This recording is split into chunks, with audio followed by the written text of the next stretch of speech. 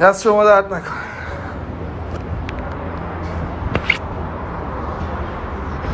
آقا سلام. سلام. خوبی؟ ببخشید جا نبود من گفتم اینجا بشینم. خواهش می‌کنم. سلام مخلصم. تاج سری خیلی گلی. دست شما. خانم من یه 7-8 دقیقه دیگه برام مهمون میاد. اینجا راحت نیستم. یه جا رو برای من اوکی کنید. دست شما درد نکن. آقا سلام. عرض ادب. سلام. من داداشم عاشق شماست. دیر از دیگه ول نکرد. هر شب کلیپاتو میبینه. قلب من اسمش چیه؟ محمد رضا. آقا محمد گل. اجازه هست یه عکس با هم بگیریم؟ آقا باعث افتخاره.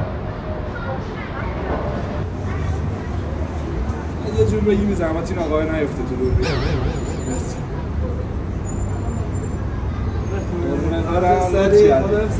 مرسی. آقا گوشی تو نمیخوای؟ داداش ببخشید داداشم اینو کردم. خدا حفظش کنه. جونم عمو میخوای عکس بگیری؟ کی هستی که باید عکس بگیرم؟ منو نمیشناسی واقعا؟ باید بشناسم. تلویزیون سینما نگاه نمی‌کنی؟ چرا نگاه میکنم؟ تو رو ندیدم. تو من رو میشناسی؟ شما رو؟ اصغر حیدری هستم. نمیشناسی؟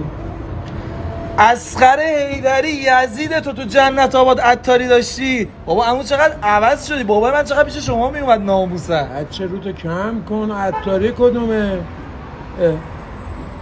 عطاری داشتی دیگه. آقا خجالت نره گوشی رو در یه عکس بگیری. ادابازیات چیه بابا؟ رو تو کم کن. بچه حوصله ندارم ها. حوصله چی نداری عمو؟ احترام سنتو نگه می‌دارم ها. نگه نداری مثلا چیکار میکنی؟